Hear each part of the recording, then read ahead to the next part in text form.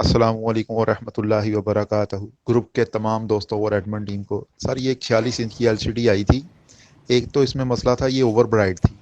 इसमें AS15 था, वो ख़राब था, वो मैंने चेंज किया। तो उसके साथ इसकी एक साइड पे स्लो मोशन चल रहा था तस्वीर। तो मैंने सारे साइड का उतार दिया और अल्हम्दुलिल्लाह मेरा सेट बिल्कुल परफेक्ट ओके हो गया। अस्सलामुअलैकुम वरहमतुल्लाहि वबरकातुहू। ग्रुप के तमाम दोस्तों और एडमिन टीम को सर, ये एक 46 इंच की एलसीडी आई थी। एक तो इसमें मसला था, ये ओवर ब्राइट थी।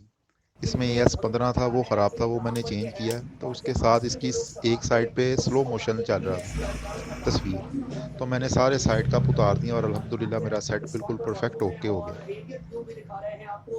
कि कैसा ये इलाका है और किस तरीके से एम्बुलेंस जा रही है, लोगों को निकाल रही है, अस्पताल में मुंतकिल किया जा रहा है। अभी तक की तलाश ये है कि एक